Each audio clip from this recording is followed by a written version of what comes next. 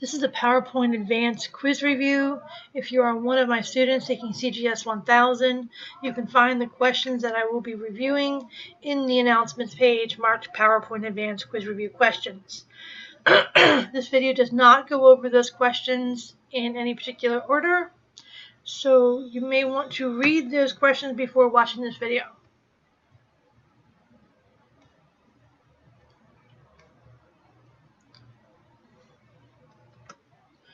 Okay, so now that I have a design, the next thing I'm going to do is just add a few more slides, and I'm going to give this title and content. And if I went ahead and I added the slide 2, now if I just click on F4, it's basically a quick key to repeat the last action. And I'm going to go ahead and add a picture, online picture. Let's do a shark. We'll do a friendly shark and then insert. Okay. And I want to get rid of the background, so I'm going to go and click on Remove Background.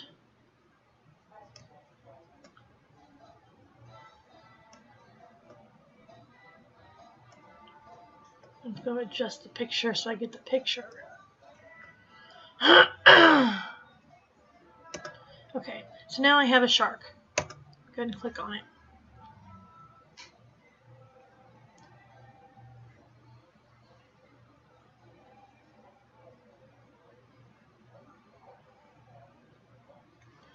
Okay, the icon in the selection pan allows you to toggle the visibility of an object. It's the eye icon. And that's in the selection pan that allows you to toggle the visibility of an object. Now I'm going to go ahead and select multiple shapes, or you can do multiple shapes or pictures. It doesn't really matter. It's just objects. Insert. Let's do shapes. I'll do a star. Shape fill. Yellow. And then we will do insert. And then a smiley face.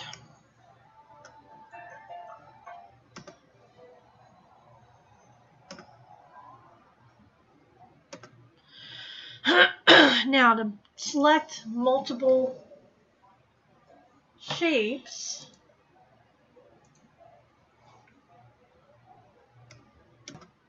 alright, so there's a couple of ways you can select multiple shapes. The easiest way to do it is to click on your Control key and then Control left click, Control left click. That's one easy way to select multiple shapes. You can also do Control A, and it's going to select. It's going to select all the shapes. Plus, it's going to select the title. If you do Control left click on the title, you can uncheck that title. You can also Shift and left click, and it'll do the same exact thing. Not all shapes have multiple reshaping handles. And I'm not going to really spend any time on which one doesn't. It's just important to understand or to know that not all shapes have at least one reshaping handle. When resizing an object, whether it's a shape or a picture, you want to make sure you maintain the original proportions, because if you don't, it's going to be skewed one way or the other. For example, you'll see that we have shaping handles on the corners, on the sides, and on the top and bottom.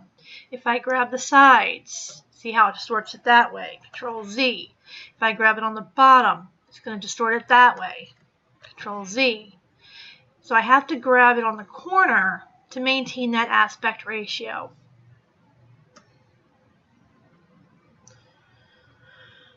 You can also click lock ratio in the format shape pane, or hold Shift and Control keys while dragging one of the diagonal sizing handles.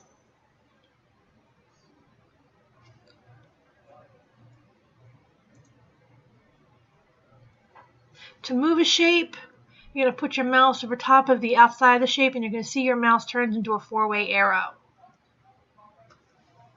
The rotation handle is this little thing right here. It's got this little circle with the arrow on it, circular arrow. If you use the drag and drop method to copy a shape, so let's say I want to copy this shape.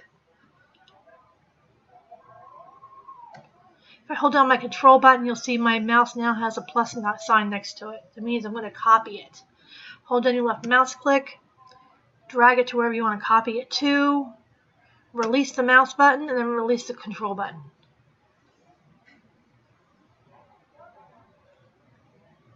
Now, you can align shapes in the center or in the middle or even to the left, but you cannot align them diagonally.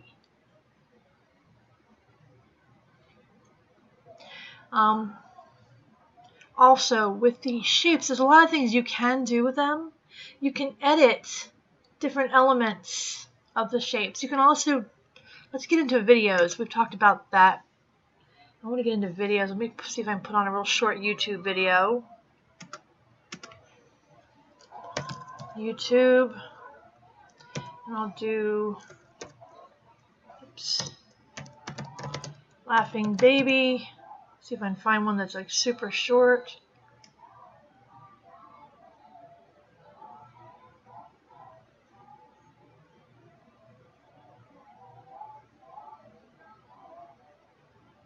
This one's about as close as it gets. So I'm just going to copy this. Oops.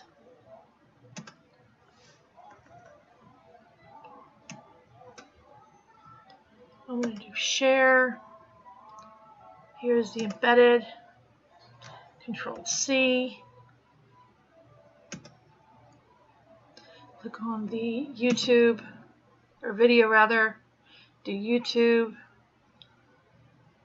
From a video embedded code, I'm just going to paste the code here and then enter. And the video should come up. Okay, there it is.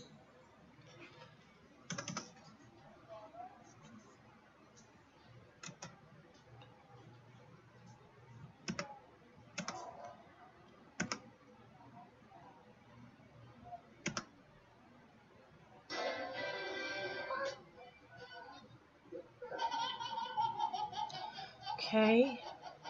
Now we can edit the different elements of our video. We can go into add a border. So we can do a border here. And I'll do a video border. Let's do yellow because it's bright. I can also do the shape. Video shape. So let's do, there we go. Now we can even affect the shape of how we're going to see the video. We can also affect the color that we see the video in.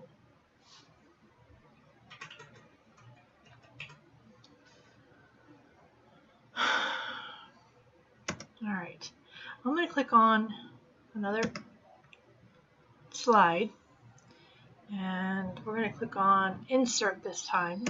Insert Video.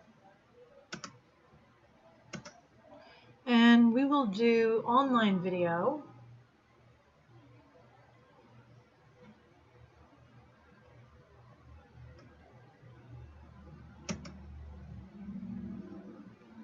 Go back to that YouTube.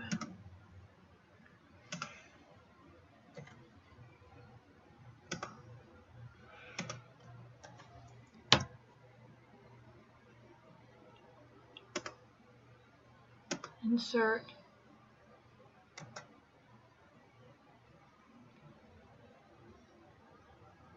Do preview.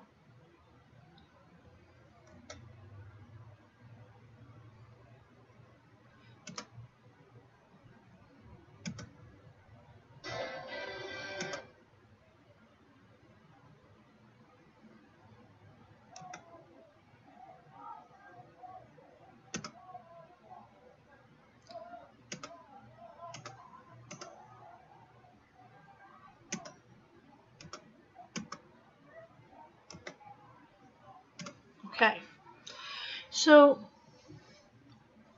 in the Insert Video dialog box, when you hover over a video icon, you can see a description of the video, the length of the video, as well as the site upon which the video was, the site where the video was found.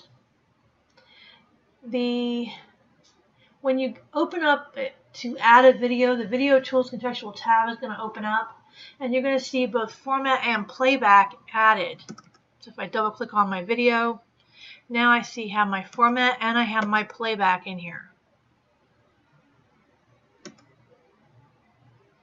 I can even create a poster frame.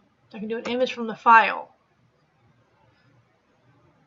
And I can add a different image to have basically be the preview of what they're going to see. It's the single picture preview of what this movie might be about.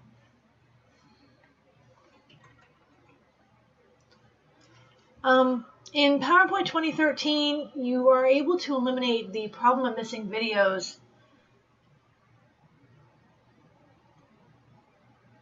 in previous versions. You had to include a copy of the video as an extra MP4 file, but in this 2013 version of Office, you no longer need to do that.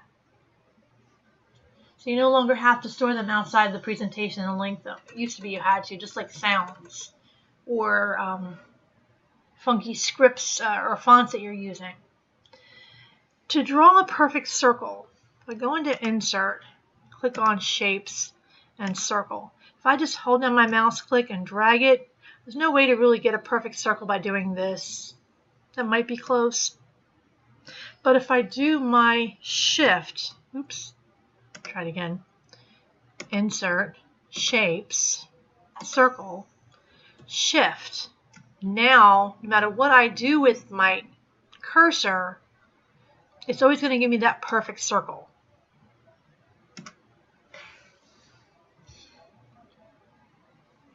I talked a little bit ago about the video. If I click on Format, again, I can use a poster frame. I can do an image from a file. It could be a completely separate file. I can just do baby. I put this as basically a poster frame, so people are going to see this before the video actually plays. So the poster frame allows you to add a preview image to your video.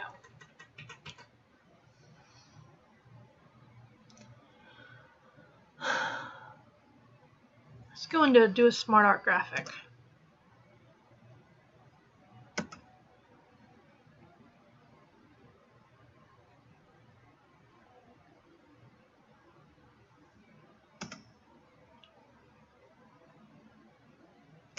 Now I can change any of these shapes. Change colors first. Format. Change shape. So I can change that to a circle. I can change this to a diamond.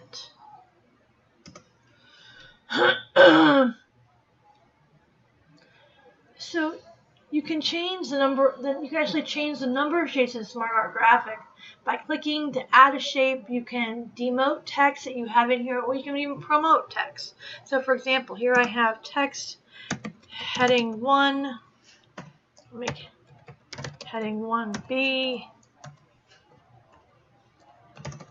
Heading 1B. Now, if I simply click on Enter, it's going to automatically add another shape because there's another bullet.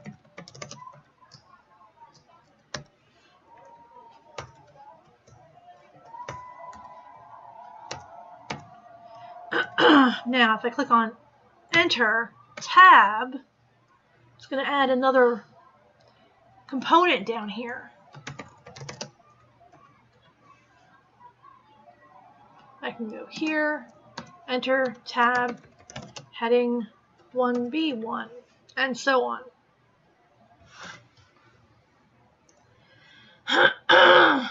There are different types of Smart Art graphics. You have hierarchy, you have matrix, you have process, you have pyramid.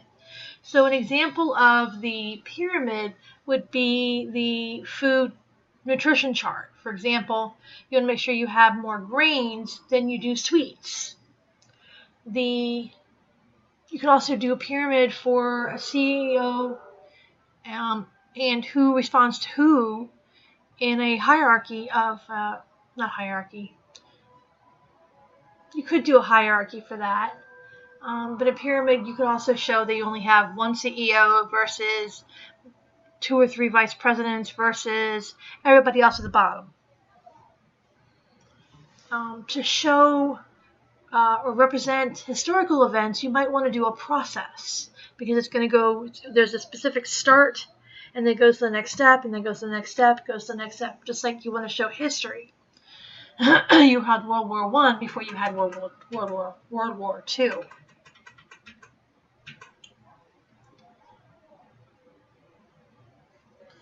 When you select an audio icon on the slide, like what happens when you do a video, the audio tools shows both the format and playback. So let's go ahead and do that.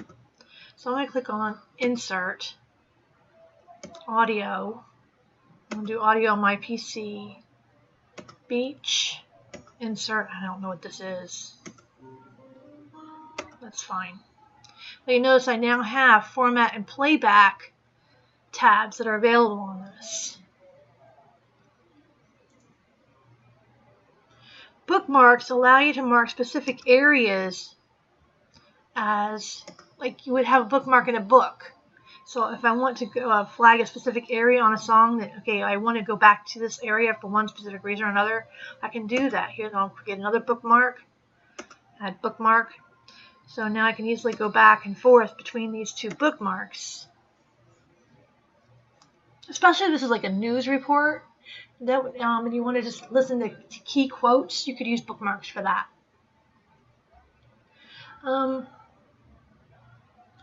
Bookmarks helps finding a particular location in a file a lot easier and faster. It can also trigger an animation. It also helps trimming time from the file. You don't want to have too much before the bookmark.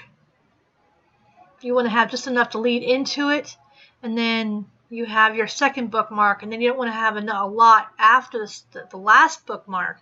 You want to trim that so you only have enough to, again, further explain what that bookmark was for.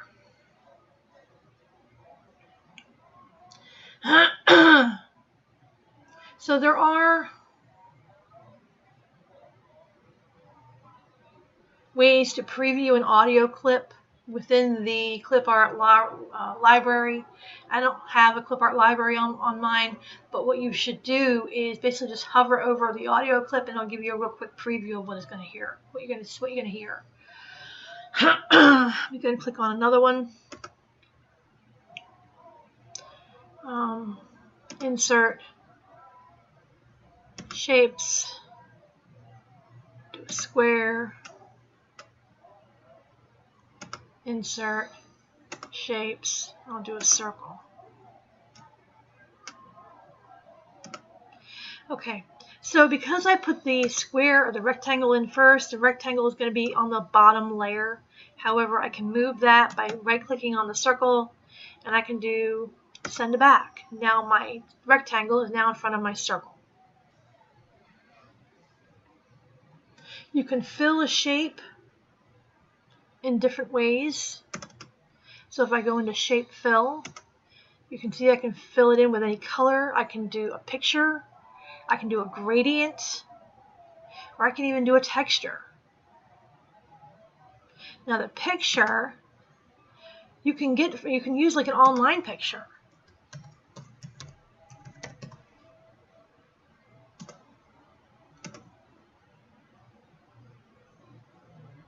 So now I've placed this little puppy inside the circle.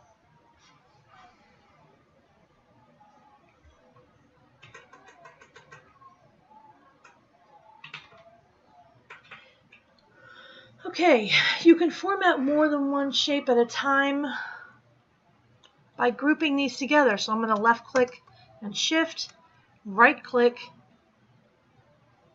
and group. Now it basically considers it one object, and when I increase one, I'm also increasing the other. When shapes are grouped together, you can resize them all at the same time. You can edit a shape by dragging its selection points. And it is possible to change the shape's straight lines into curves. So I'm going to ungroup this and show you that. So I can go to Edit Shape, Edit Points, and I can completely distort my shape into something else.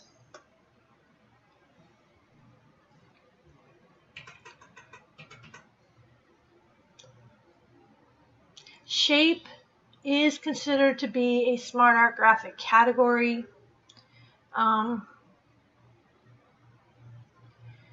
Preset, reflection, and shadow are all available in Word 2013. It is also possible to change a shape to a different shape. Let me go here. I'll double click this. Edit shape, change shape, smiley face. I just changed it to a smiley face. And that is the end of this review. Good luck on your quiz. If you have any questions, send me an email, and thanks for watching.